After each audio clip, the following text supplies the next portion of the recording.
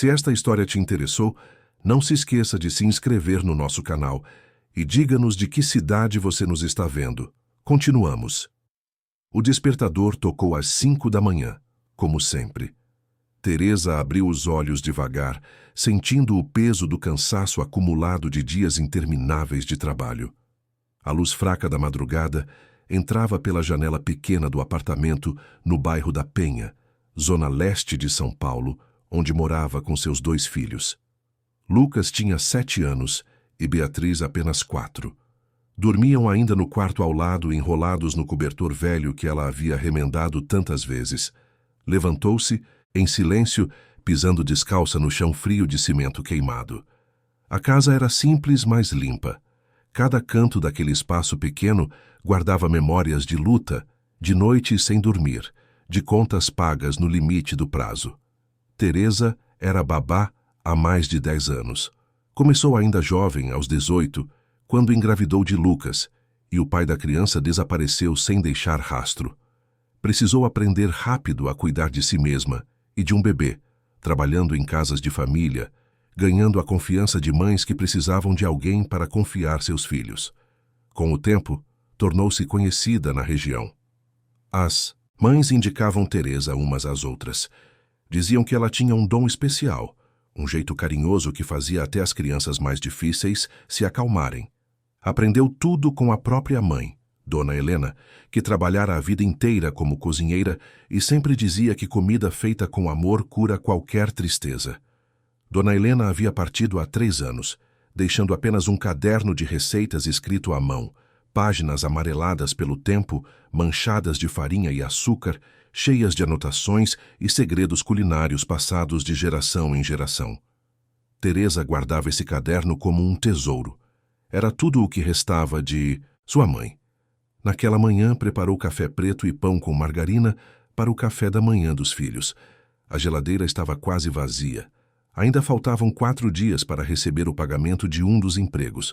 Trabalhava em 2 casas, de segunda a sexta, cuidando de crianças cujos pais tinham rotinas corridas e pouco tempo. Ganhava o suficiente para pagar o aluguel, a conta de luz, a água, o gás, e ainda sobrava um pouco para a comida. Mas nunca sobrava muito. Olhou pela janela enquanto mexia o café. O céu ainda estava escuro, mas já dava para ouvir o movimento da cidade começando. Ônibus passando, portões abrindo, vozes de vizinhos saindo para trabalhar. São Paulo nunca dormia de verdade. Era uma cidade que respirava no ritmo acelerado de quem sempre tinha pressa, sempre tinha conta a pagar, sempre tinha sonho a perseguir. Teresa suspirou fundo. Estava cansada, mas não podia parar. Nunca podia parar. Foi quando o celular vibrou na mesa da cozinha. Era um número desconhecido. Ela hesitou antes de atender. Ligações de madrugada nunca eram boas notícias. Atendeu com cautela. Do outro lado da linha, uma voz feminina, formal, educada, disse que se chamava Joana e que trabalhava como governanta em uma residência na região dos Jardins, bairro nobre da zona oeste de São Paulo. Explicou que a família estava passando por uma situação delicada e precisava urgentemente de uma babá experiente, alguém que soubesse lidar com crianças pequenas e que tivesse sensibilidade emocional. Teresa foi indicada por uma conhecida que trabalhava na mesma região. A proposta era imediata. Precisavam de alguém que pudesse começar naquele mesmo dia e ficar durante a semana, dormindo na casa. O pagamento seria 3 vezes maior do que ela ganhava nos 2 empregos atuais somados. Teresa sentiu o coração acelerar. 3 vezes mais. Aquilo mudaria tudo. Poderia matricular os filhos em uma escola melhor, comprar roupas novas, talvez até mudar de bairro, sair daquela região onde o barulho dos tiros à noite a mantinha acordada, com medo. Poderia dar um futuro diferente para Lucas e Beatriz, mas significava deixar os filhos com a vizinha durante a semana. Significava abrir mão de vê-los dormir todas as noites, de preparar o café da manhã, de ajudar Lucas com a lição de casa. Significava escolher entre o presente e o futuro deles. Joana percebeu a hesitação e acrescentou que a situação era urgente. Uma criança pequena estava passando por dificuldades e precisava de cuidados especiais. A família estava desesperada. Teresa fechou os olhos e pensou em Dona Helena. O que sua mãe faria? A resposta veio rápida. Sua mãe sempre dizia que Deus coloca oportunidades no caminho de quem trabalha honestamente. Era preciso ter coragem para agarrá-las. Aceitou. Às 7 da manhã, já havia deixado Lucas e Beatriz na casa de Dona Conceição, a vizinha de confiança que cuidaria deles durante a semana. Prometeu que voltaria no fim de semana e que logo tudo melhoraria. Lucas segurou firme na mão dela e perguntou se ia demorar. Teresa ajoelhou-se na altura dele, segurou seu rosto pequeno entre as mãos e disse que era só por um tempo, que logo estariam todos juntos de novo, mas em uma casa melhor, com mais espaço, com mais segurança. Ele assentiu, tentando ser forte, mas ela viu a tristeza nos olhos dele. Saiu dali com o coração apertado. Pegou 2 ônibus até chegar ao bairro dos Jardins. A viagem durou quase 2 horas. Conforme o trajeto avançava, a paisagem mudava. As ruas ficavam mais largas, as calçadas mais limpas, as casas maiores. Árvores frondosas, muros altos, portões automáticos, câmeras de segurança em cada esquina. Era outro mundo. Um mundo onde ela sempre havia trabalhado, mas nunca pertencido. Desceu em frente a um portão imponente de ferro forjado. Apertou o interfone e identificou-se. O portão se abriu devagar, revelando uma entrada larga de pedras portuguesas que levava a uma mansão de 3 andares, com fachada moderna, vidros espelhados e jardins impecáveis. Teresa engoliu seco. Nunca havia trabalhado em uma casa tão grande. Joana a esperava na porta. Era uma mulher de meia-idade, cabelos presos em coque, expressão séria, mas gentil. Cumprimentou Teresa com educação e a conduziu para dentro. A casa era ainda mais impressionante por dentro. Piso de mármore, lustres de cristal, móveis de design, obras de arte nas paredes. Tudo perfeitamente organizado, tudo reluzente, tudo frio. Não havia brinquedos espalhados, não havia risadas de criança, não havia vida pulsando ali. Era uma casa que parecia mais um showroom do que um lar. Joana a levou até um quarto pequeno no 2º andar, onde ficaria hospedada. Era simples, mas confortável. Muito melhor do que seu próprio quarto na Penha. Deixou sua mala ali e seguiu Joana pelo corredor. Subiram mais um lance de escadas até o 3º andar, onde ficava o quarto infantil. Joana parou em frente à porta e olhou para Teresa com uma expressão que misturava preocupação e alívio. Disse em voz baixa que o menino se chamava Miguel, tinha 2 anos e estava sem comer há 5 dias. Médicos haviam sido consultados, exames haviam sido feitos, mas ninguém conseguia entender o que estava acontecendo. A criança simplesmente recusava qualquer alimento. Estava fraca, pálida, definhando. A família estava em desespero. Teresa sentiu um aperto no peito. 5 dias sem comer. Uma criança de 2 anos. Aquilo não era apenas físico. Havia algo mais profundo acontecendo ali. Joana abriu a porta devagar. O quarto era enorme, quase do tamanho do apartamento inteiro de Teresa. Paredes brancas, decoração minimalista, prateleiras cheias de brinquedos caros que pareciam nunca ter sido tocados.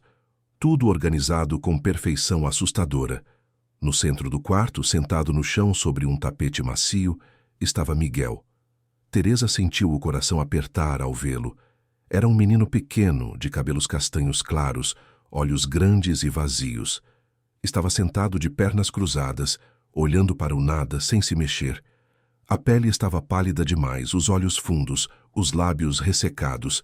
Parecia uma boneca esquecida, sem vida, sem luz. Usava um pijama de seda branco que ficava grande demais nele. Ao redor, brinquedos caros permaneciam intocados. Teresa entrou devagar, com passos leves. Não queria assustá-lo. Joana ficou na porta, observando. Teresa ajoelhou-se a uma distância segura de Miguel e ficou ali, apenas observando, respirando junto com ele, sem pressa, sem exigir nada. Depois de alguns minutos em silêncio, começou a cantar. Era uma cantiga antiga, que Dona Helena cantava para ela quando era criança. Uma melodia simples, suave, que falava de passarinhos, de sol nascendo, de flores no jardim. Cantou baixinho, quase sussurrando, deixando que a voz preenchesse aquele espaço frio e silencioso. Miguel piscou. Foi um movimento quase imperceptível, mas Teresa viu. Ele virou o rosto devagar, muito devagar, e olhou para ela. Não era um olhar vazio. Era um olhar que procurava. Um olhar que pedia. Um olhar que dizia, sem palavras, que ele estava ali, escondido dentro daquele corpo frágil, esperando que alguém o encontrasse. Teresa sorriu. Um sorriso verdadeiro, cheio de calor. Continuou cantando, agora um pouco mais alto, com mais confiança. Miguel não desviou o olhar. Ficou ali encarando-a, como se estivesse tentando entender quem era aquela mulher que cantava para ele, que não gritava, que não exigia, que apenas estava ali. Foi quando a porta se abriu com força. Uma mulher entrou no quarto com passos firmes, salto alto batendo no piso de madeira. Usava um vestido branco justo, cabelos loiros perfeitamente escovados, maquiagem impecável, unhas feitas, joias discretas mais caras. Segurava o celular na mão como se fosse uma extensão do próprio corpo. Teresa reconheceu o rosto. Era Camila Esteves, influenciadora digital famosa, com milhões de seguidores nas redes sociais. Aparecia em revistas, em programas de televisão, em campanhas publicitárias. Era o símbolo da perfeição, da vida ideal, da família feliz. Camila olhou para Teresa, de cima a baixo, analisando cada detalhe. Seu olhar era frio, calculista, como quem avalia um produto na prateleira do mercado. Não cumprimentou, não sorriu, não demonstrou qualquer cordialidade. Apenas disse, em tom autoritário, que esperava que Teresa soubesse o que estava fazendo e que a situação era grave. Não podiam perder mais tempo. Miguel precisava comer, mas precisava comer corretamente. Então começou a listar as regras. Miguel só poderia comer alimentos orgânicos, sem glúten, sem lactose, sem açúcar refinado, sem sal, sem gordura. Tudo precisava ser vegano, cru quando possível, e seguir as diretrizes nutricionais que ela havia desenvolvido, com base em pesquisas internacionais. Entregou a Teresa uma pasta com dezenas de páginas impressas, tabelas nutricionais, listas de alimentos permitidos e proibidos, horários específicos para cada refeição. Teresa olhou para aquela pasta e depois para Miguel. A criança estava ainda mais encolhida, como se tentasse desaparecer. Aquelas regras não eram para nutrir uma criança. Eram para controlar, para moldar, para encaixar em um padrão impossível. Camila continuou falando, dizendo que esperava resultados rápidos, que já havia contratado os melhores profissionais e nada havia funcionado, que agora era a vez de Teresa provar que era tão boa quanto diziam. Depois, sem esperar resposta, saiu do quarto com a mesma pressa com que havia entrado, levando consigo aquela energia fria que deixava o ar pesado. Joana se aproximou de Teresa e sussurrou que deveria seguir as instruções à risca. Camila não aceitava desvios. Era melhor não contrariar. Depois, saiu também, fechando a porta devagar. Teresa ficou sozinha com Miguel. Olhou para a pasta que segurava nas mãos e depois para o menino. Ele continuava no chão, encolhido, olhando para o nada novamente. A luz que havia aparecido em seus olhos minutos atrás já havia se apagado. Teresa colocou a pasta de lado e voltou a se aproximar. Ajoelhou-se ao lado dele e começou a cantar de novo. Dessa vez, Miguel não reagiu. Estava de volta ao lugar escuro onde se escondia. Passou o dia inteiro tentando. Preparou os alimentos da lista, seguindo cada instrução à risca. Purê de batata doce sem sal, sopa de legumes sem tempero, suco verde sem açúcar, tudo sem gosto, sem cheiro, sem vida. Ofereceu a Miguel com paciência, com carinho, tentando animá-lo, mas ele virava o rosto, fechava a boca, recusava cada tentativa. Não chorava, não gritava, apenas se afastava, como se estivesse desistindo de existir. Às 7 da noite, Teresa estava exausta. Miguel não havia comido nada, nem uma colherada. Camila passou pelo quarto, olhou a situação com desprezo e saiu sem dizer palavra. Teresa sentiu o peso da frustração. Será que havia falhado? Será que não era tão boa quanto pensava? Colocou Miguel para dormir no berço grande e moderno que ocupava um canto do quarto. Ele não resistiu, não protestou. Apenas se deitou, olhos abertos, fitando o teto. Teresa ficou ali ao lado, cantando baixinho até ele finalmente fechar os olhos. Quando desceu para o seu quarto, encontrou a mala que havia trazido. Abriu e tirou de dentro o caderno de receitas de Dona Helena. Passou os dedos pelas páginas amareladas, lendo as anotações escritas à mão. Receitas simples, de comida de verdade, de comida feita com amor. Biscoitos de manteiga, bolo de fubá, pão caseiro, arroz doce. Fechou os olhos e lembrou de sua infância. Lembrou de voltar da escola e encontrar a mãe na cozinha, com as mãos cheias de farinha preparando biscoitos. O cheiro tomava conta da casa inteira. Era um cheiro que dizia que estava segura, que estava em casa, que estava amada. Miguel precisava disso. Não precisava de alimentos perfeitos. Precisava de alimento com alma. Mas sabia que Camila jamais permitiria. Teresa olhou para o relógio. Passava da meia-noite. A casa estava em silêncio. Tomou uma decisão. Levantou-se, pegou o caderno de receitas e desceu até a cozinha. Era uma cozinha enorme, toda equipada com eletrodomésticos de última geração, bancadas de mármore, utensílios importados. Mas não tinha cheiro de comida, não tinha vida. Teresa acendeu a luz e começou a trabalhar. Abriu o caderno na receita de biscoitos de manteiga. Eram ingredientes simples: manteiga, açúcar, farinha, ovos, essência de baunilha. Nada orgânico, nada caro, nada moderno. Apenas ingredientes de verdade. Misturou tudo com as mãos, sentindo a textura da massa, lembrando de cada movimento que a mãe fazia. Abriu a massa, cortou os biscoitos em formato de estrelas e colocou no forno. Enquanto assavam, o cheiro começou a tomar conta da cozinha. Um cheiro quente, acolhedor, que trazia memórias de infância, de abraços, de segurança. Quando os biscoitos ficaram prontos, Teresa os tirou do forno e colocou em um prato simples. Ficaram dourados, perfeitos, brilhando. Guardou-os em um pote e limpou toda a cozinha, apagando qualquer rastro do que havia feito. Subiu até o quarto com o pote escondido, debaixo do avental. Miguel ainda dormia, respiração leve, rosto tranquilo. Teresa colocou o pote em uma gaveta e deitou-se na cama. Amanhã tentaria. Amanhã ofereceria a Miguel algo feito com amor e torcia para que funcionasse. Acordou cedo antes do amanhecer. Miguel ainda dormia.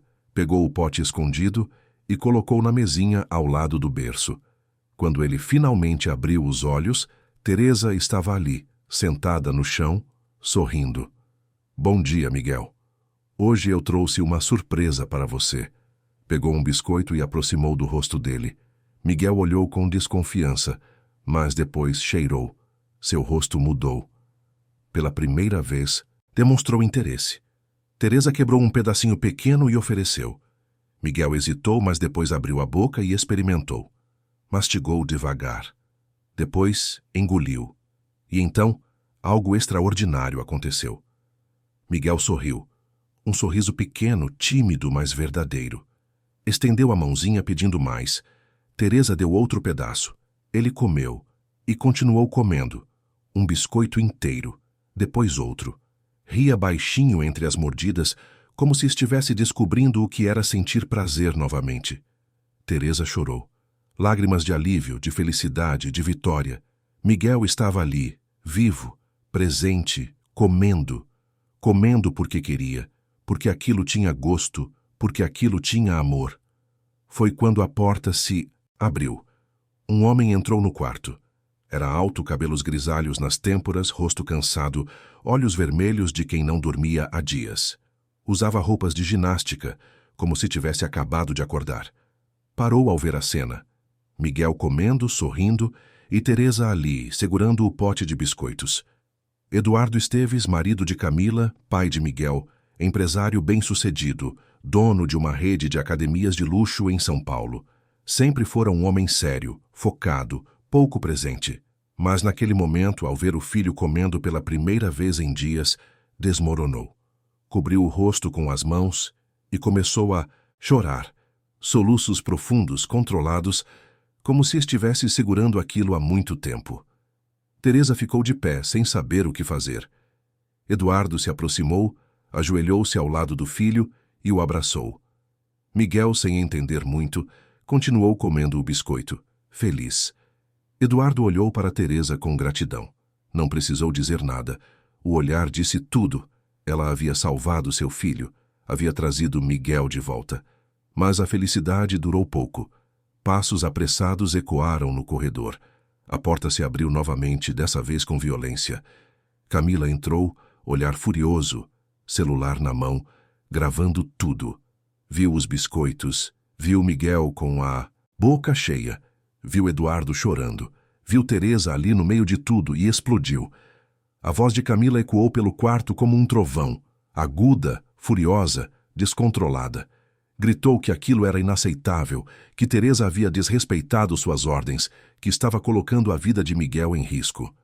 Apontou o celular para a babá, gravando tudo, capturando cada detalhe daquela cena que seria transformada em prova, em acusação, em condenação pública. Teresa tentou explicar. Disse que Miguel havia comido pela primeira vez em dias, que estava feliz, que os biscoitos eram feitos com ingredientes simples e seguros. Mas Camila não ouvia. Não queria ouvir. Interrompeu cada tentativa de explicação com mais gritos, acusando Teresa de envenenar a criança, de sabotar o tratamento, de agir de forma irresponsável e criminosa. Eduardo levantou-se, ainda segurando Miguel nos braços. Tentou intervir, dizendo que a criança estava bem, que finalmente havia comido algo, que aquilo era um milagre. Mas Camila virou-se para ele com olhos de fúria e disse que ele não entendia nada, que era por isso que Miguel estava naquele estado, porque ninguém na casa levava a saúde dele a sério, porque todos ignoravam as orientações científicas que ela havia estudado exaustivamente. Miguel, assustado com os gritos, começou a chorar. Eduardo tentou acalmá-lo, mas Camila arrancou a criança dos braços dele com um movimento brusco. Miguel estendeu os bracinhos para o pai, chorando mais alto, mas Camila o segurou firme e saiu do quarto, batendo a porta com força. Teresa ficou ali, parada, ainda segurando o pote de biscoitos. Sentia as pernas trêmulas, o coração acelerado, a respiração difícil. Eduardo passou a mão pelo rosto, tentando controlar a própria emoção. Olhou para Teresa e sussurrou um pedido de desculpas. Disse que não era assim que as coisas deveriam ter acontecido, que ele estava grato pelo que ela havia feito, mas que Camila era difícil, intensa, controladora. Pediu para Teresa ter paciência, que tudo se resolveria. Mas Teresa sabia que não. Conhecia aquele olhar, conhecia aquela raiva. Camila não ia esquecer, não ia perdoar. Desceu até seu quarto e sentou-se na cama ainda abalada. Pegou o celular e ligou para Dona Conceição, a vizinha que estava cuidando de Lucas e Beatriz. Perguntou como estavam as crianças. Dona Conceição disse que estavam bem, brincando no quintal, que não se preocupasse. Mas Teresa não conseguia parar de se preocupar. Sentia que algo ruim estava prestes a acontecer. Passou o resto do dia trancada no quarto. Joana subiu 2 vezes para trazer comida, mas Teresa mal tocou no prato. Ouviu movimentos pela casa, portas abrindo e fechando, vozes abafadas, celular tocando sem parar. Camila estava tramando algo. Teresa sentia isso no ar. Quando o sol começou a se pôr, ouviu passos firmes subindo as escadas. A porta do quarto se abriu sem aviso. Era Camila, acompanhada de Joana. O rosto da influenciadora estava duro, os olhos frios. Disse que havia tomado uma decisão. Teresa estava demitida. Deveria recolher suas coisas imediatamente e sair da casa. Eduardo havia concordado com a decisão. Não havia discussão, não havia negociação. Era final. Teresa tentou argumentar, mas Camila levantou a mão, interrompendo. Disse que não queria ouvir explicações, que já havia visto o suficiente, que não confiava mais nela. Joana, com expressão constrangida, entregou um envelope com dinheiro. Era o pagamento pelos dias trabalhados. Camila fez questão de frisar que estava sendo generosa, que poderia tê-la expulsado sem pagar nada, mas que não queria criar mais problemas. Queria apenas que Teresa sumisse. Teresa pegou o envelope com mãos trêmulas e começou a arrumar suas coisas. Não tinha muito. Uma mala, pequena com roupas, produtos de higiene, o caderno de receitas da mãe. Guardou tudo em silêncio, sentindo o olhar julgador de Camila sobre ela. Quando terminou, pegou a mala e caminhou até a porta. Antes de sair, virou-se e tentou uma última vez. Perguntou se ao menos poderia se despedir de Miguel. Camila soltou uma risada curta, amarga. Disse que estava louca se achava que deixaria Teresa se aproximar do filho dela novamente. Miguel estava seguro agora, longe daquela influência perigosa. Joana abriu a porta da frente e Teresa foi escoltada para fora da mansão, como se fosse uma criminosa, sendo expulsa. O portão se fechou atrás dela com um som pesado, final. Teresa ficou parada na calçada, segurando a mala, sentindo o peso da humilhação. Olhou para trás uma última vez e viu Miguel na janela do terceiro andar, as duas mãozinhas pressionadas contra o vidro, chorando. Tentava gritar algo, mas nenhum som chegava até a rua. Teresa sentiu o coração se despedaçar. Acenou para ele, tentando sorrir, mas as lágrimas não deixavam. Virou-se e começou a andar. Não sabia para onde ir. Não queria voltar para casa ainda. Não conseguia encarar os filhos naquele estado. Caminhou pelas ruas, do bairro dos Jardins até encontrar um ponto de ônibus. Sentou-se ali e ficou parada, olhando o movimento das pessoas passando, carros parando no semáforo, vida seguindo como se nada tivesse acontecido. Pegou o celular e abriu as redes sociais sem pensar muito. Foi quando viu. Camila havia postado um vídeo. Era a gravação que havia feito no quarto, editada, cortada, manipulada. Mostrava Teresa oferecendo biscoitos para Miguel, enquanto a voz de Camila narrava a situação. Dizia que havia contratado uma babá recomendada, que havia dado todas as instruções médicas necessárias, mas que a funcionária havia desobedecido completamente, oferecendo alimentos não autorizados para uma criança gravemente doente.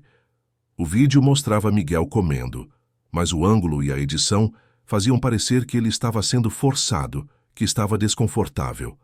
A legenda era pior.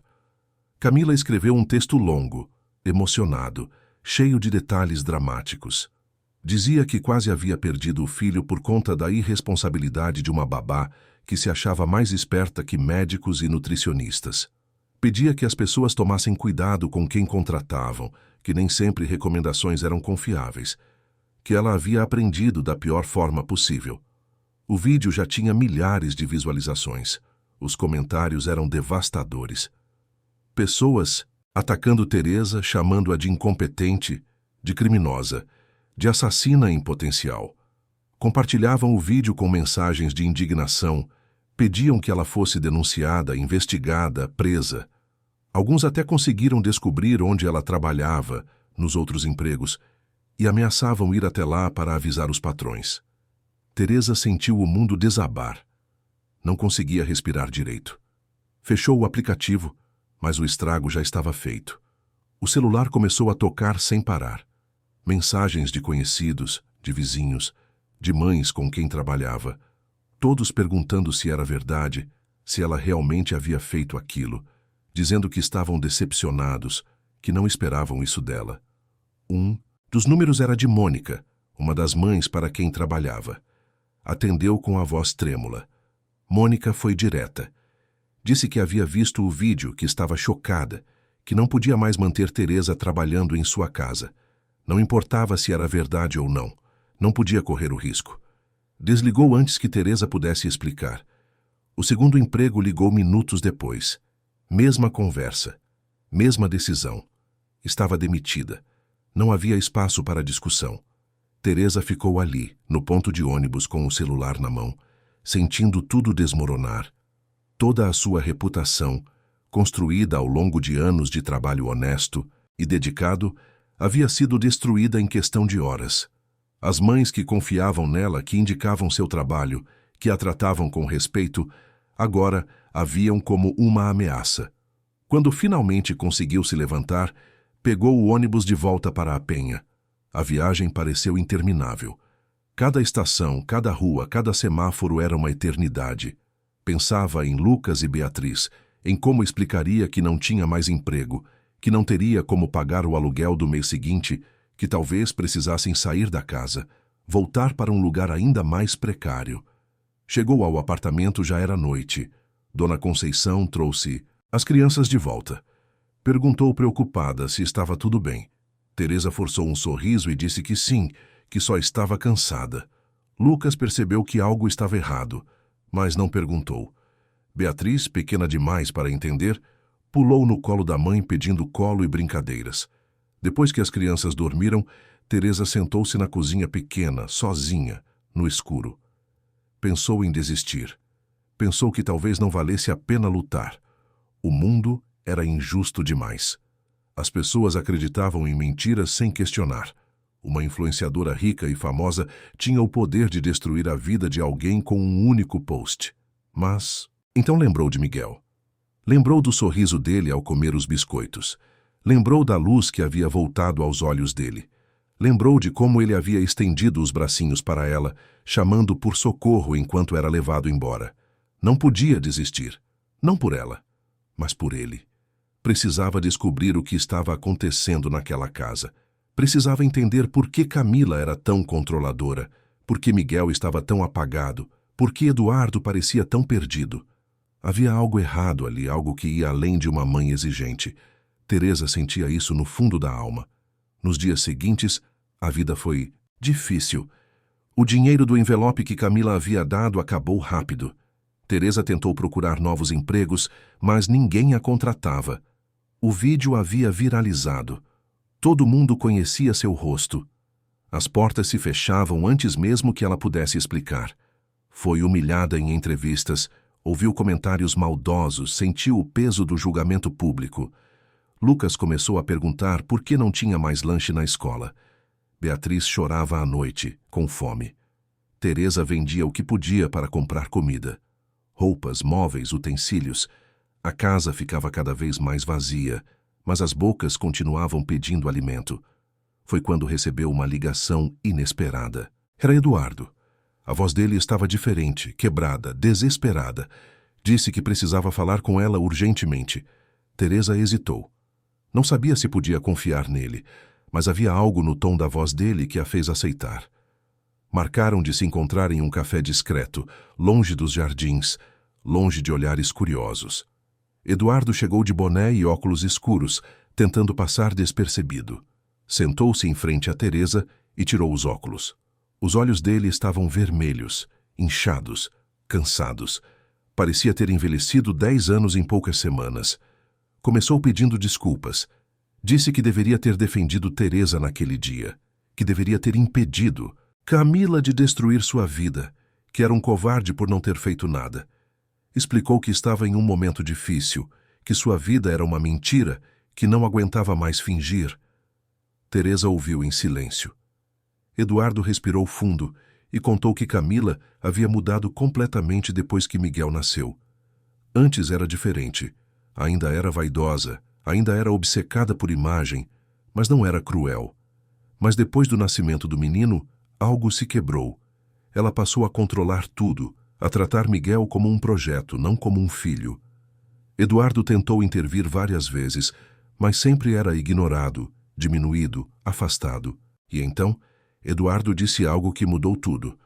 Contou que meses atrás havia encontrado mensagens estranhas no celular de Camila.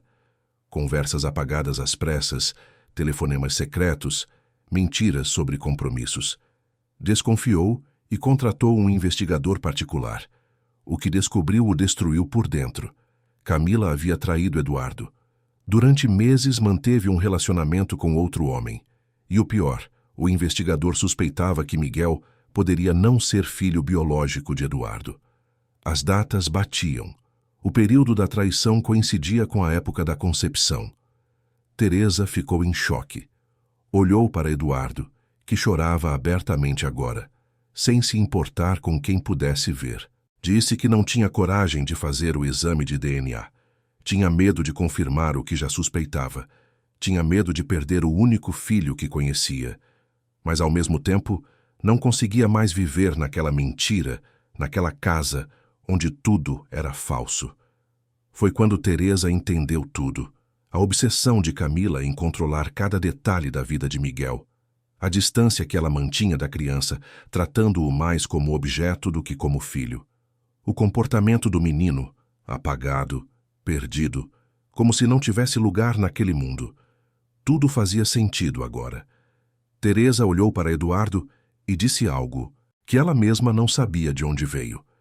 Disse que precisavam descobrir a verdade, que Miguel merecia saber quem ele era, de onde vinha, qual era a sua história real, e que Camila não podia continuar destruindo vidas impunemente. Havia destruído a vida de Teresa, estava destruindo a vida de Eduardo, e pior, estava destruindo a infância de Miguel.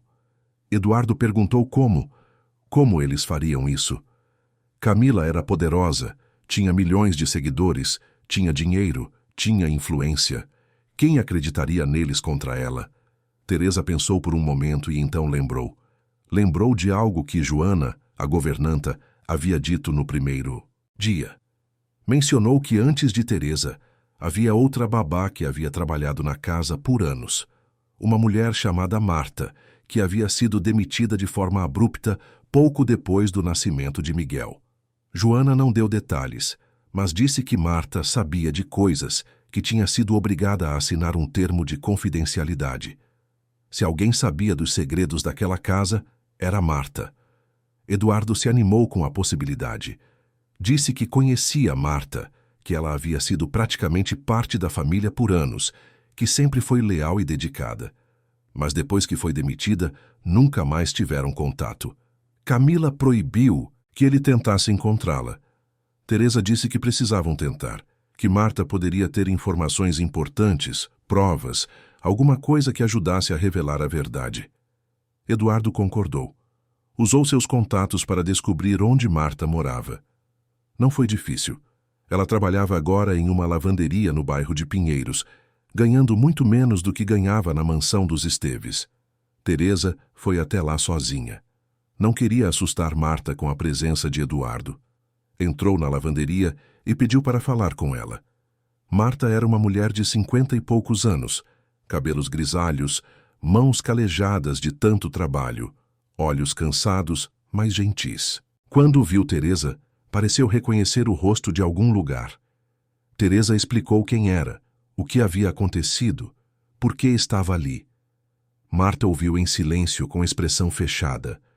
Quando Teresa terminou, Marta respirou fundo e disse que não podia ajudar.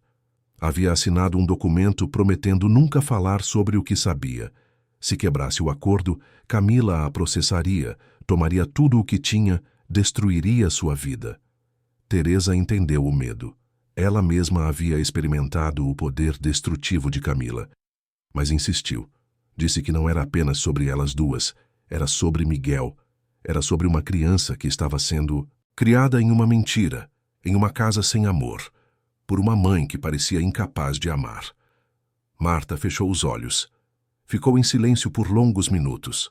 Quando abriu os olhos novamente, havia lágrimas.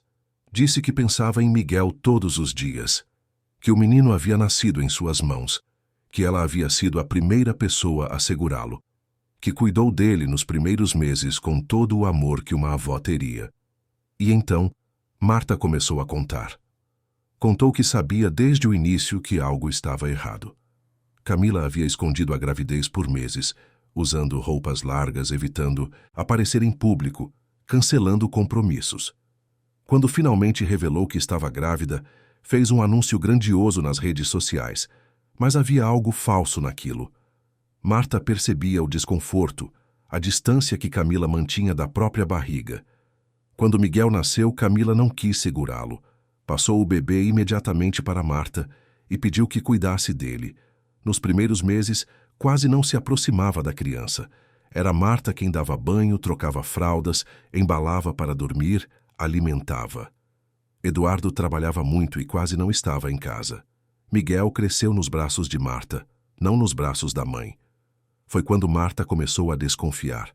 Ouviu conversas telefônicas estranhas. Viu Camila apagando mensagens com pressa. Certa noite, enquanto limpava o escritório, encontrou documentos escondidos em uma gaveta. Eram mensagens impressas, fotos, comprovantes de encontros em hotéis. Camila havia se encontrado com outro homem durante meses, e as datas coincidiam perfeitamente com a época em que Miguel foi concebido. Marta não disse nada. Não era seu lugar questionar, mas guardou aquelas informações na memória. Continuou cuidando de Miguel com o mesmo amor, tentando dar a ele o que a mãe não dava. Mas então, quando Miguel fez 6 meses, algo aconteceu. O outro homem, o provável pai, biológico, apareceu na porta da mansão exigindo ver a criança. Houve uma discussão violenta. Marta ouviu tudo de dentro da casa. Camila gritava que ele nunca mais deveria aparecer, que o filho não era dele, que ela estava casada com Eduardo e que aquela era a família de Miguel. O homem implorou. Disse que tinha direito de conhecer o filho, que amava Camila, que não entendia por que ela havia escolhido fingir que nada havia acontecido. Camila ameaçou chamar a polícia. O homem foi embora, mas antes gritou que um dia a verdade viria à tona, que ela não poderia fugir para sempre.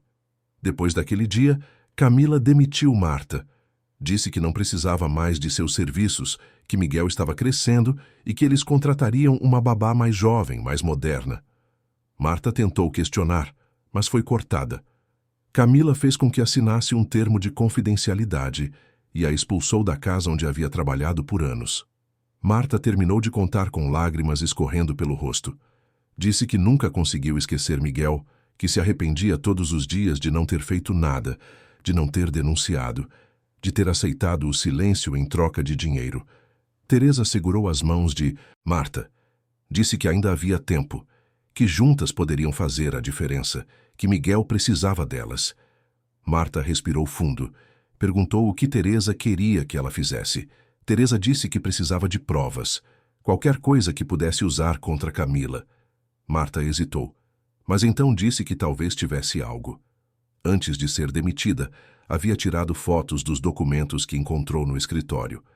Guardou em um pendrive, escondido, caso um dia precisasse se proteger.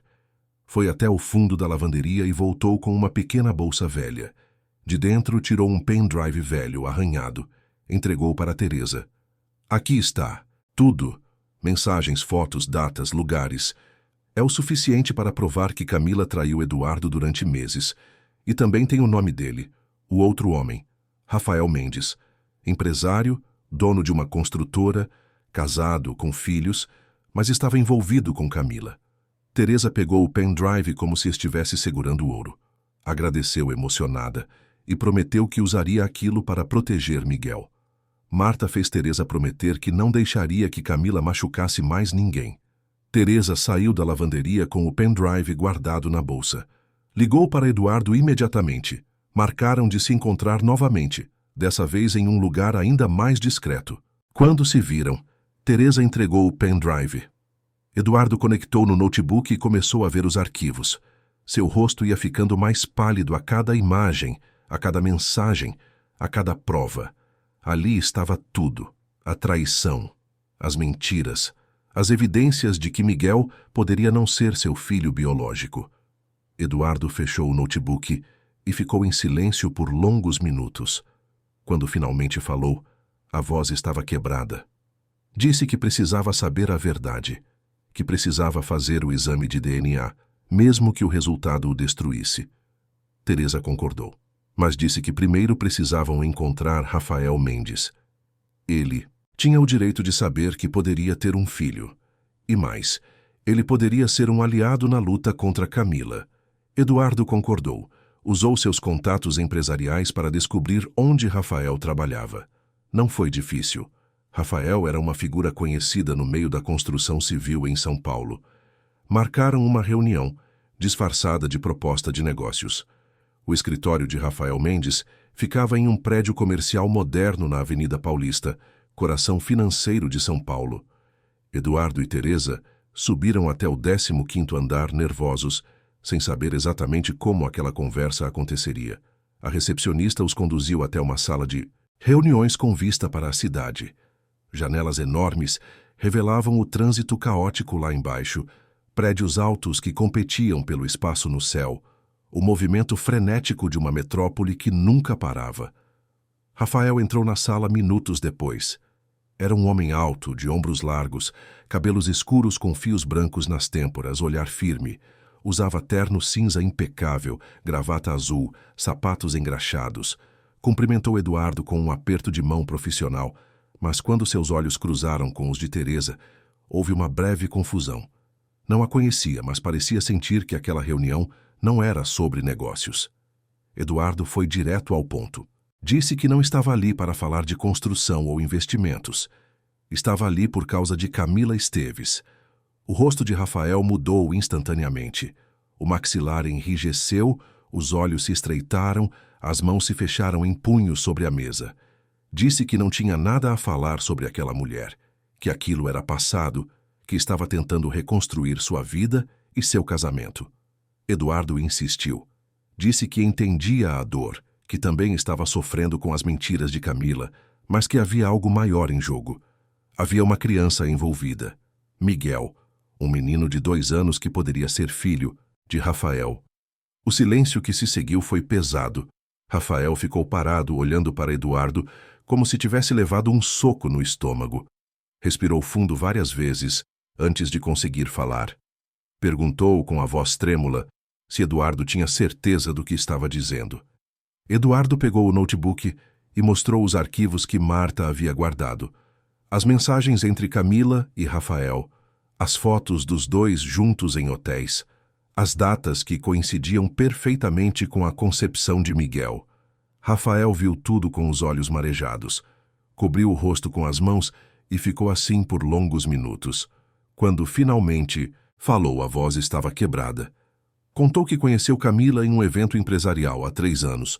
Na época, ela ainda estava começando como influenciadora, tentando crescer nas redes sociais.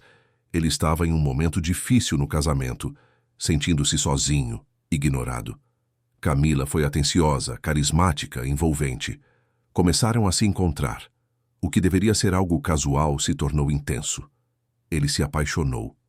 Meses depois, Camila disse que estava grávida. Rafael ficou em choque. Não sabia o que fazer. Estava casado, tinha 2 filhos pequenos, uma vida construída. Mas amava Camila. Propôs que fugissem juntos, que assumissem aquela criança, que construíssem uma família. Camila recusou. Disse que não podia arriscar sua carreira, sua imagem, sua ascensão nas redes sociais. Disse que ia resolver aquilo sozinha. Rafael ficou desesperado. Implorou para que ela não tomasse nenhuma decisão drástica. Camila sumiu por semanas. Quando reapareceu, estava casada com Eduardo Esteves, empresário rico e bem-sucedido. Anunciou nas redes sociais que estava grávida e que era o momento mais feliz de sua vida. Rafael tentou se aproximar, mas Camila o bloqueou de todas as formas possíveis. Mudou de telefone, de endereço, cortou qualquer contato. Rafael ficou sem notícias durante meses.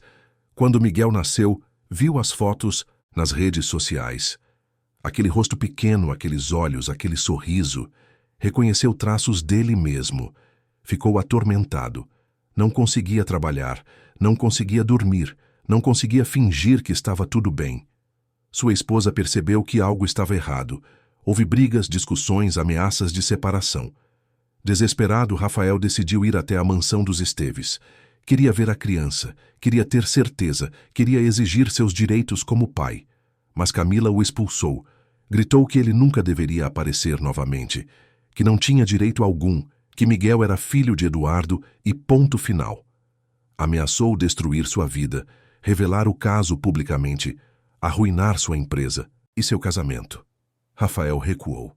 Tinha medo. Voltou para casa, tentou esquecer, tentou reconstruir o que havia quebrado, mas nunca conseguiu. Pensava em Miguel todos os dias. Imaginava como seria segurá-lo, brincar com ele, vê-lo crescer. Quando terminou de contar, Rafael estava completamente quebrado. Eduardo, que o ouvia em silêncio, também chorava. 2 homens destruídos pela mesma mulher. 2 homens que amavam a mesma criança sem saber se tinham o direito de chamá-la de filho. Teresa, que até então observava em silêncio, finalmente falou. Disse que havia uma forma de descobrir a verdade. um exame de DNA. Simples, discreto, conclusivo. Se Rafael era o pai biológico, ele tinha o direito de saber. E Miguel tinha o direito de conhecer seu verdadeiro pai. Rafael hesitou. Disse que tinha medo do resultado. Se confirmasse que não era o pai, teria sofrido tudo aquilo à toa. Mas se confirmasse que era, sua vida mudaria completamente. Teria que enfrentar Camila, teria que assumir publicamente um filho fora do casamento, teria que lidar com as consequências. Eduardo colocou a mão no ombro de Rafael. Disse que, independente do resultado, não deixaria Camila continuar destruindo vidas, que precisavam se unir, não como rivais, mas como aliados, que Miguel precisava de proteção, de verdade, de amor verdadeiro, e que nenhum deles conseguiria fazer isso sozinho. Rafael concordou. Perguntaram como conseguiria o material genético de Miguel para o exame sem que Camila soubesse. Teresa lembrou que Joana, a governanta, ainda trabalhava na mansão. Talvez pudesse ajudar. Eduardo ligou para Joana. A conversa foi difícil. Joana estava com medo de perder o emprego, de sofrer represálias. Mas quando Eduardo explicou a situação, que não era apenas sobre segredos de adultos, mas sobre o bem-estar de uma criança, Joana aceitou ajudar.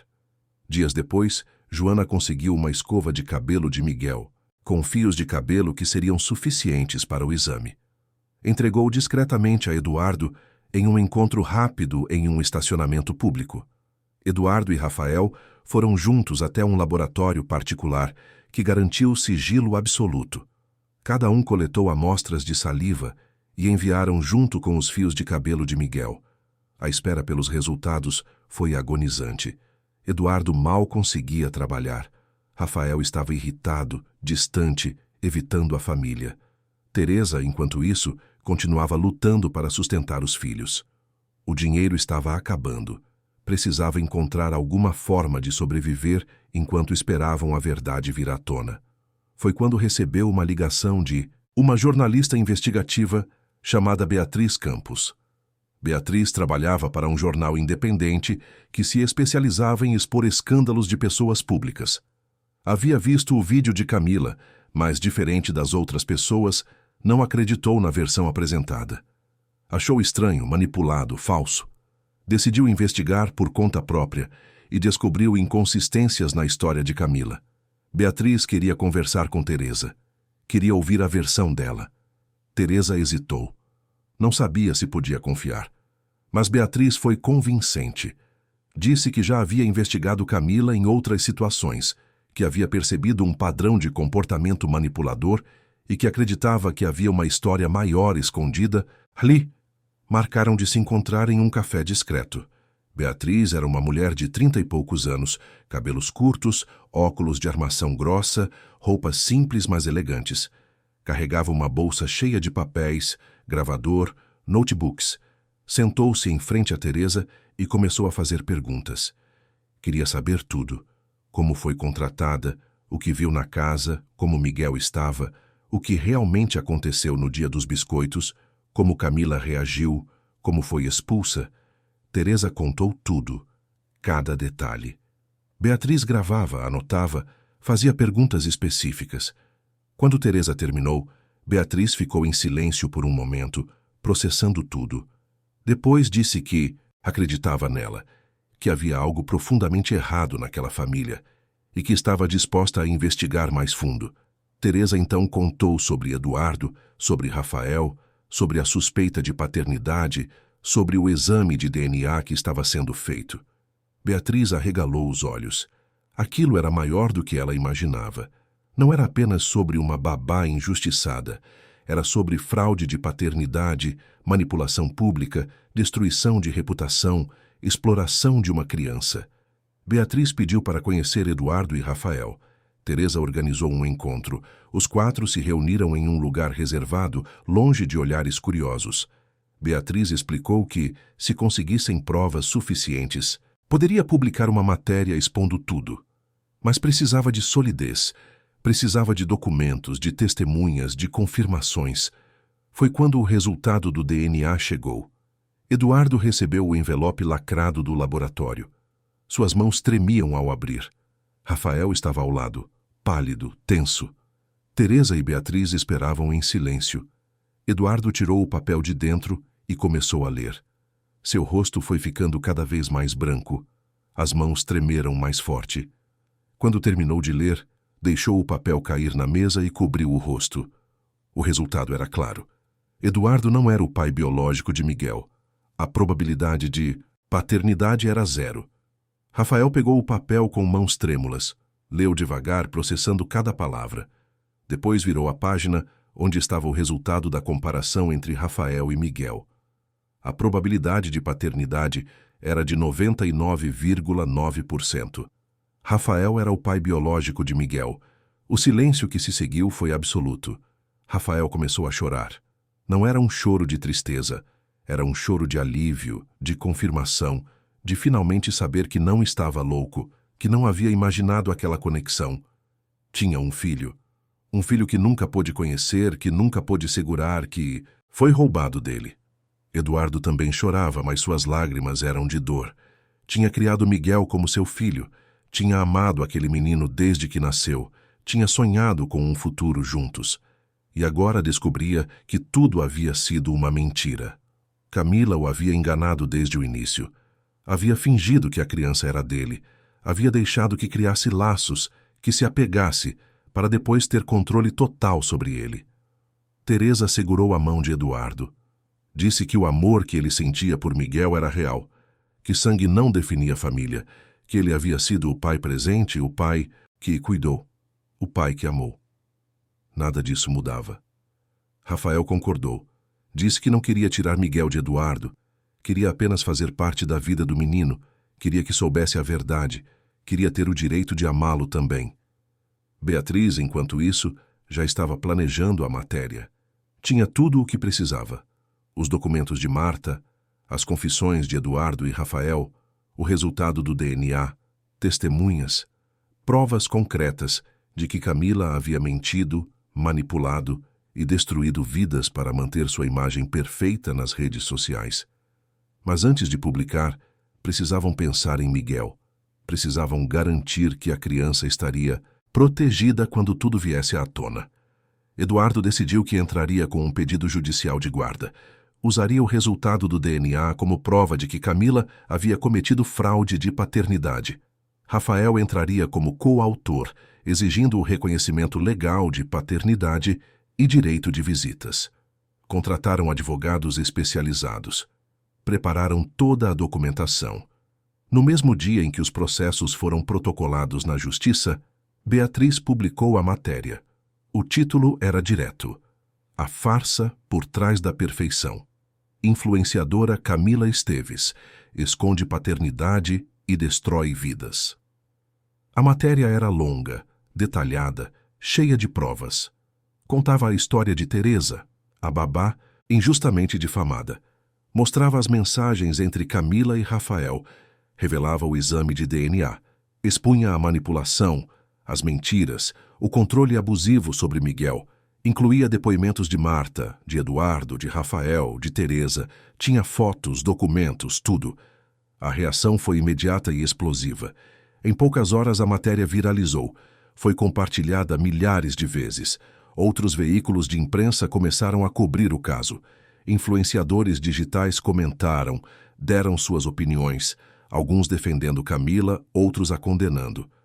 Mas as provas eram inegáveis. O exame de DNA era irrefutável. Camila tentou se defender. Postou um vídeo chorando, dizendo que estava sendo perseguida, que tudo era mentira, que amava seu filho acima de tudo. Mas ninguém acreditou. Os comentários em suas postagens eram devastadores. Seguidores pediam explicações. Marcas cancelaram contratos. Empresas que patrocinavam seu conteúdo cortaram relações. Em questão de dias, Camila perdeu milhões de seguidores, milhões de reais em contratos e toda a credibilidade que havia construído. Tentou processar Beatriz por difamação, mas os advogados da jornalista apresentaram todas as provas. Tentou alegar que o exame de DNA era falso, mas o laboratório confirmou a autenticidade. Tentou dizer que Eduardo e Rafael haviam conspirado contra ela, mas não havia como negar as Mensagens, as fotos, os depoimentos. Camila estava encurralada. Sua carreira desmoronou. Sua vida perfeita nas redes sociais foi exposta como uma farsa. E pela primeira vez, não tinha como controlar a narrativa. Eduardo, enquanto isso, havia se mudado com Miguel para um apartamento menor, mais simples, longe da mansão cheia de memórias falsas. Queria dar um novo começo para o filho, longe da toxicidade de Camila. Rafael visitava regularmente. No início, Miguel estranhava, não entendia quem era aquele homem. Mas aos poucos, com paciência e carinho, Rafael foi conquistando um espaço no coração do menino. Teresa também estava presente. Eduardo a convidou para trabalhar cuidando de Miguel novamente. Dessa vez, sem regras absurdas, sem controle excessivo, sem mentiras. Apenas amor, comida de verdade e liberdade para ser criança. Miguel começou a mudar. Voltou a sorrir. Voltou a brincar. Ganhou peso, cor no rosto, vida nos olhos. Era como se estivesse finalmente podendo ser ele mesmo. O processo judicial foi longo e desgastante.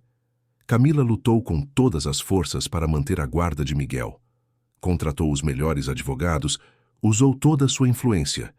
Tentou manipular a opinião pública mais uma vez. Mas as evidências eram claras. Ela havia mentido sobre a paternidade. Havia manipulado Eduardo. Havia afastado Rafael de seu filho. Havia submetido Miguel a uma dieta extrema que colocava sua saúde em risco. Havia difamado publicamente uma babá inocente. O juiz, depois de ouvir todos os depoimentos, analisar todas as provas e considerar o melhor interesse da criança, decidiu. A guarda total de Miguel foi concedida a Eduardo, reconhecendo que ele havia sido o pai presente, o pai que amou, o pai que cuidou, independente do sangue. Rafael foi reconhecido legalmente como pai biológico e recebeu direito de visitas regulares. Camila teve suas visitas drasticamente restritas e foi proibida de expor Miguel nas redes sociais ou em qualquer mídia. A sentença foi clara. Amor não se mede em DNA, mas em presença, cuidado e dedicação. Quando a decisão foi anunciada, Eduardo abraçou Miguel com força. Rafael se juntou ao abraço. Teresa, de longe, observava com lágrimas nos olhos. Beatriz, que havia coberto todo o julgamento, escreveu uma matéria emocionante sobre o desfecho do caso. Camila saiu do tribunal cabisbaixa, escondida atrás de óculos escuros, perseguida por fotógrafos e jornalistas. Sua vida havia mudado completamente. Não tinha mais seguidores, não tinha mais contratos, não tinha mais o filho. Estava sozinha, enfrentando as consequências de suas escolhas. Mas para Miguel uma nova vida começava. Uma vida com dois pais que o amavam de verdade. Uma vida com Teresa, que continuava fazendo biscoitos caseiros e enchendo a casa de cheiro de afeto. Uma vida onde ele poderia finalmente ser apenas uma criança. Meses se passaram. Eduardo, Rafael e Teresa trabalharam juntos para dar a Miguel a estabilidade que ele sempre mereceu. Eduardo vendeu a mansão nos Jardins e comprou uma casa menor, mas aconchegante, em um bairro tranquilo. Rafael visitava aos fins de semana, trazendo presentes, mas principalmente trazendo presença. Miguel começou a chamá-lo de tio Rafa, e com o tempo, quando entendesse a verdade, poderia escolher como queria chamá-lo. Teresa continuou trabalhando como babá, mas agora com um propósito maior. Com o apoio financeiro de Eduardo, que queria retribuir tudo o que ela havia feito, Teresa começou a planejar algo que havia sonhado há anos, um centro comunitário no bairro da Penha, onde morava. O terreno ficava em uma esquina movimentada da Penha, entre uma padaria antiga e uma oficina mecânica barulhenta.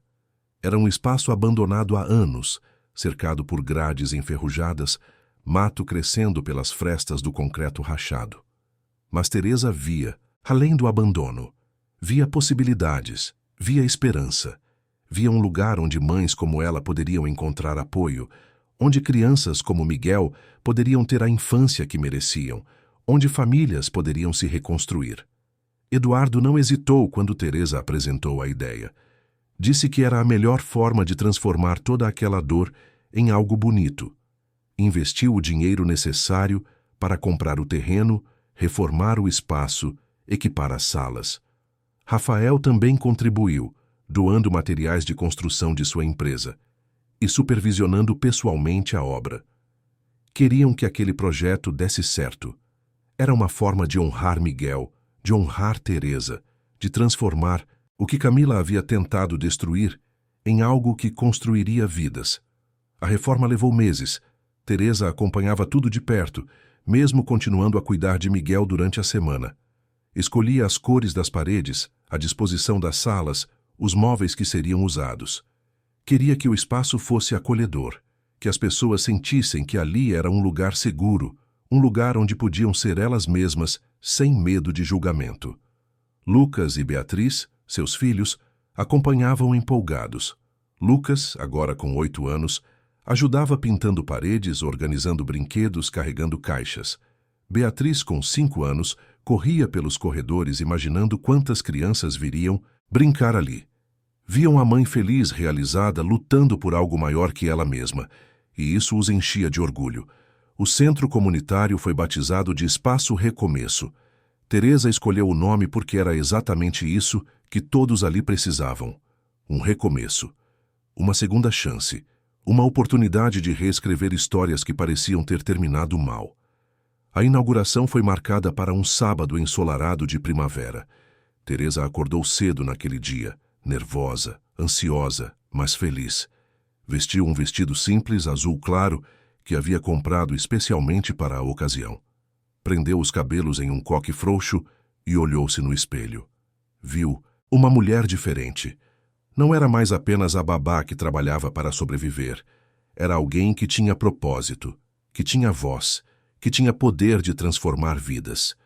Eduardo, Rafael e Miguel chegaram cedo para ajudar nos preparativos finais. Miguel, agora com 3 anos, corria pelo espaço explorando cada canto, sorrindo, gritando animado. Estava irreconhecível comparado ao menino apagado que Teresa havia encontrado naquele quarto enorme e frio. Agora era uma criança viva, curiosa, carinhosa. Rafael havia trazido balões e faixas coloridas. Eduardo organizava as cadeiras para a cerimônia de abertura. Marta, a antiga governanta que havia guardado as provas contra Camila, também estava presente. Ela havia se tornado amiga próxima de Teresa, uma conselheira, uma segunda mãe. Ajudava no que podia, doava seu tempo, compartilhava suas experiências. Beatriz Campos, a jornalista, chegou com uma equipe pequena de filmagem. Queria documentar aquele momento. A história de Teresa e Miguel havia tocado milhares de pessoas. Muitos queriam saber como estava a babá, que havia sido injustamente acusada, como estava o menino que havia sido salvo por amor e verdade. Aos poucos, os vizinhos começaram a chegar. Mães com crianças pequenas no colo, avós que criavam netos sozinhas, pais desempregados procurando apoio, jovens que precisavam de orientação. O espaço foi se enchendo. Não era uma inauguração luxuosa com celebridades e tapete vermelho. Era simples, humilde, mas cheia de significado. Teresa subiu em um pequeno palco improvisado e segurou o microfone com mãos trêmulas. Olhou para todas aquelas pessoas e sentiu o coração apertar. Começou falando sobre sua jornada. Contou sobre os dias difíceis, sobre a luta para sustentar os filhos sozinha, sobre a injustiça que sofreu, sobre a tentação de desistir. Mas disse que havia aprendido algo fundamental naquele processo. Amor salva, amor luta, amor transforma. Contou sobre Miguel, sobre como um gesto, simples de fazer biscoitos com afeto, havia salvado uma criança. Contou sobre Eduardo e Rafael, 2 homens que escolheram amar além do sangue, que se uniram pela causa de uma criança. Contou sobre Marta, que teve a coragem de revelar a verdade, mesmo com medo. Contou sobre Beatriz, que investigou e deu voz aos silenciados. Disse que aquele espaço seria um lugar onde ninguém seria julgado por sua história, onde mães poderiam aprender novas habilidades para sustentar suas famílias, onde crianças teriam acompanhamento escolar, onde todos poderiam receber apoio emocional quando precisassem. Seria um lugar de reconstrução, de cura, de esperança. Quando terminou de falar, aplausos ecoaram pelo espaço. Não eram aplausos educados, Eram aplausos sentidos, emocionados, de pessoas que entendiam a luta porque viviam a mesma luta todos os dias. Eduardo também subiu ao palco. Agradeceu a Teresa por ter salvado seu filho, por ter tido coragem quando ele não teve, por ter mostrado que família se escolhe pelo amor, não pelo sangue. Disse que Miguel era a maior bênção de sua vida e que estava grato por ter aprendido a ser um pai de verdade. Rafael, tímido, subiu em seguida. Disse que havia perdido 2 anos da vida de Miguel, mas que agora cada dia era uma oportunidade de recuperar o tempo perdido. Que ser pai não era apenas gerar, mas estar presente, cuidar, amar sem condições. Então Miguel foi chamado ao palco. Teresa o pegou no colo e ele, sorrindo, segurou uma bandeja pequena. Dentro, biscoitos caseiros de manteiga, iguais aos que haviam salvado sua vida. Teresa havia preparado centenas deles para distribuir na inauguração. Miguel ofereceu o primeiro biscoito para a plateia. As pessoas riram, aplaudiram, se emocionaram. Foi quando alguém na plateia levantou a mão pedindo para falar. Era uma mulher de meia idade, magra, cabelos presos em um lenço, roupas simples. Disse que se chamava Fernanda e que morava ali perto. Contou que havia perdido o emprego há meses, que estava lutando para alimentar 3 filhos sozinha, que muitas vezes dormia com fome para que eles pudessem comer. Disse que estava prestes a desistir quando ouviu falar do Espaço Recomeço. Veio até ali com um fio de esperança e agora via que não estava sozinha, que havia pessoas que se importavam, que havia um lugar para ela. Outras histórias vieram à tona. Um pai desempregado que precisava de orientação profissional. Uma avó que criava 5 netos e estava exausta. Uma jovem mãe de 18 anos que não sabia como cuidar de um bebê. Todos ali tinham histórias de luta, de dor, de superação. Teresa prometeu que o Espaço Recomeço estaria ali para todos, que ofereceriam cursos profissionalizantes, acompanhamento psicológico, reforço escolar para crianças, grupos de apoio para mães, oficinas de culinária, aulas de artesanato. Tudo gratuito, tudo feito com amor. Os meses que se seguiram foram intensos. O Espaço Recomeço funcionava de segunda a sábado, das 8 da manhã às 6 da tarde. Teresa estava sempre presente, coordenando as atividades, conversando com as famílias, acolhendo quem chegava. Contratou professores voluntários, psicólogos que doavam algumas horas por semana, cozinheiras que ensinavam receitas simples e nutritivas. Lucas e Beatriz, seus filhos, também ajudavam. Lucas auxiliava as crianças menores com a lição de casa. Beatriz brincava com os pequenos, enquanto as mães participavam das oficinas. Ver os filhos engajados naquele projeto enchia Teresa de orgulho. Estavam aprendendo desde cedo o valor de servir, de ajudar, de fazer diferença na vida dos outros. Miguel passava os fins de semana no Espaço Recomeço, junto com Eduardo e Rafael. Brincava com outras crianças, comia os biscoitos que Teresa fazia, distribuía abraços para todos. Era tratado como qualquer outra criança ali, sem privilégios, sem holofotes. E era exatamente disso que ele precisava: normalidade, infância, amor sem agendas escondidas. Camila, enquanto isso, vivia em um apartamento pequeno em um bairro afastado. Havia perdido tudo: o dinheiro, a fama, os seguidores, os contratos. Tentou reconstruir sua imagem nas redes sociais, mas ninguém esquecia. Os comentários continuavam cobrando explicações, cobrando responsabilidade. Passou por um processo de terapia intensiva. Foi difícil, doloroso, mas necessário. Pela primeira vez na vida, Camila teve que encarar quem realmente era. Teve que admitir que havia mentido, manipulado, machucado pessoas inocentes. Teve que reconhecer que havia tratado o próprio filho como um acessório, não como um ser humano. Foi um processo de desconstrução de tudo o que acreditava ser. Meses depois da inauguração do Espaço Recomeço, Camila pediu para ver Miguel. Eduardo e Rafael hesitaram. Consultaram advogados, psicólogos, terapeutas. Queriam garantir que Miguel estava preparado, que aquilo não o machucaria. Decidiram permitir, mas com condições. Seria uma visita supervisionada, curta, em território neutro. O encontro aconteceu em um parque público. Camila chegou diferente, sem maquiagem exagerada, sem roupas de grife, sem a câmera sempre em mãos. Usava jeans e uma blusa simples, cabelos soltos sem produção. Parecia menor, mais frágil, mais humana. Miguel a viu e hesitou. Não correu para ela como fazia com Teresa ou com os pais. Ficou segurando a mão de Eduardo, observando. Camila ajoelhou-se na altura dele e pela primeira vez olhou verdadeiramente para o filho. Não como um produto, não como uma postagem, mas como uma criança. Pediu desculpas. Disse que havia errado muito, que tinha sido uma mãe terrível, que não merecia o perdão dele, mas que estava tentando se tornar uma pessoa melhor. Miguel ouviu em silêncio. Não entendeu tudo. Era pequeno demais para compreender a complexidade daquelas palavras. Mas sentiu algo diferente. Sentiu sinceridade. Camila perguntou se podia abraçá-lo. Miguel olhou para Eduardo, que assentiu. Então se aproximou devagar e deixou Camila envolvê-lo em um abraço. Ela chorou.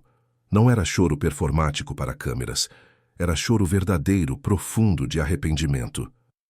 Depois de alguns minutos, Miguel se afastou e voltou para Eduardo. A visita terminou ali. Camila agradeceu pela oportunidade e foi embora. Era um começo doloroso, mas necessário. Um ano se passou desde a inauguração do Espaço Recomeço. O lugar havia se tornado referência na região. Centenas de famílias passavam por ali mensalmente. Muitas conseguiram emprego depois dos cursos profissionalizantes. Outras encontraram apoio emocional que precisavam. Crianças melhoraram na escola. Mães descobriram que não estavam sozinhas. Teresa decidiu organizar uma festa para celebrar o primeiro aniversário do espaço. Convidou todas as famílias que haviam passado por ali, voluntários, parceiros, doadores. Preparou comida, decorou o espaço com bandeiras coloridas, organizou brincadeiras para as crianças. No dia da festa, o Espaço Recomeço estava lotado. Crianças correndo, adultos conversando, risadas ecoando pelas paredes. Havia música, dança, alegria.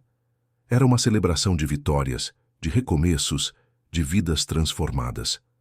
No momento mais especial da festa, Teresa chamou Miguel ao palco.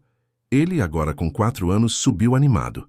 Segurava novamente uma bandeja, mas dessa vez não estava sozinho. Outras crianças que frequentavam o espaço estavam com ele, cada uma com uma bandeja de biscoitos caseiros.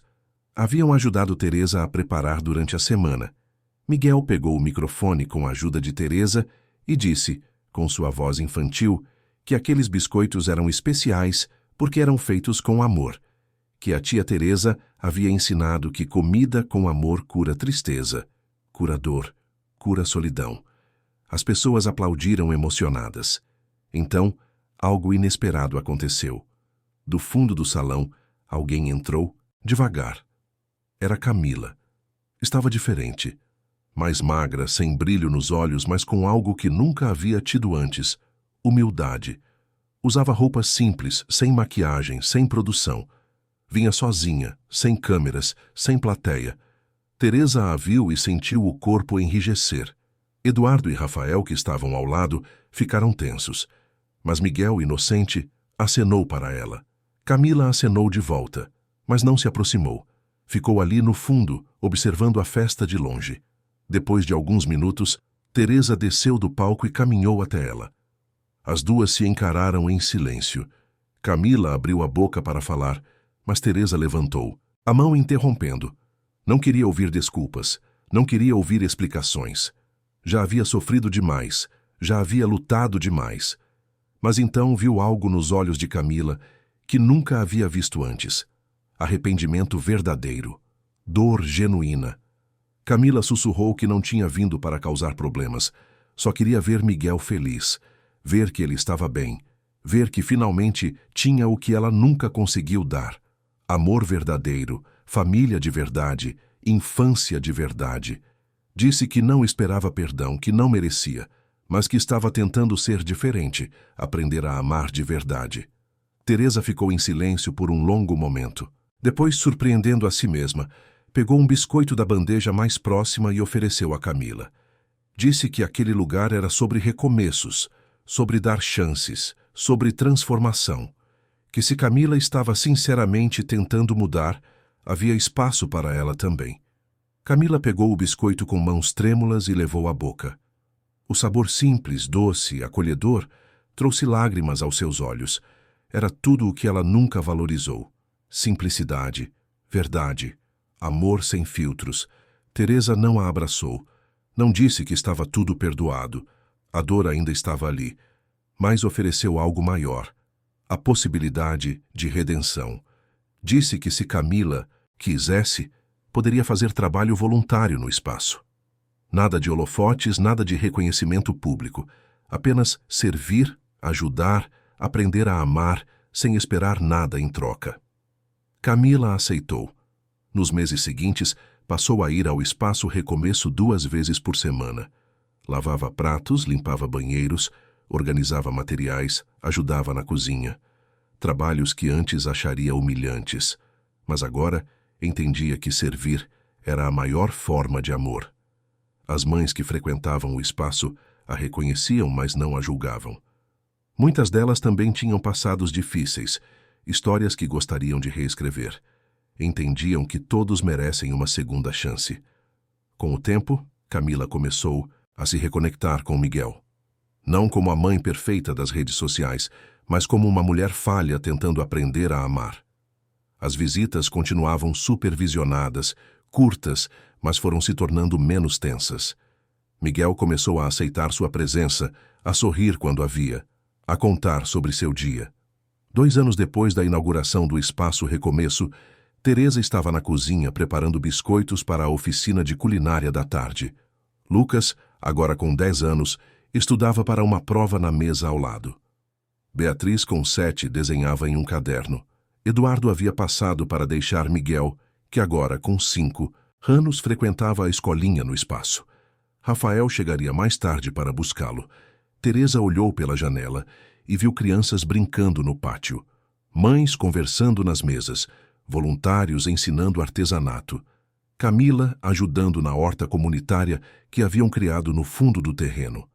Era uma cena de paz, de comunidade, de vida. Pensou em tudo o que havia acontecido, nos dias difíceis quando não tinha dinheiro para comida, na humilhação de ser expulsa da mansão, na dor de ver sua reputação destruída, na luta para recomeçar do zero. Mas pensou também nas vitórias, em Miguel voltando a sorrir, em Eduardo e Rafael, encontrando paz, em Camila aprendendo a ser humana, em centenas de famílias sendo reconstruídas. Lucas olhou para a mãe e perguntou no que estava pensando. Teresa sorriu. Disse que estava pensando em como a vida era surpreendente, como um simples gesto de amor, um biscoito feito com carinho, poderia mudar tudo, como Deus usa as pessoas mais improváveis para fazer as maiores transformações. Beatriz levantou os olhos do desenho e disse que quando crescesse, queria ser igual à mãe, ajudar pessoas, fazer diferença. Teresa sentiu os olhos marejarem, abraçou os 2 filhos com força, disse que eles já faziam diferença, que só de estarem ali ajudando, aprendendo, crescendo com compaixão, já estavam transformando o mundo. À tarde, durante a oficina de culinária, Teresa ensinou as mães a fazer os famosos biscoitos caseiros de manteiga. Usou o caderno de receitas de Dona Helena, aquele que guardava como tesouro. Mostrou as páginas amareladas, as anotações à mão, as manchas de farinha. Disse que aquele caderno era mais que receitas. Era história, era memória.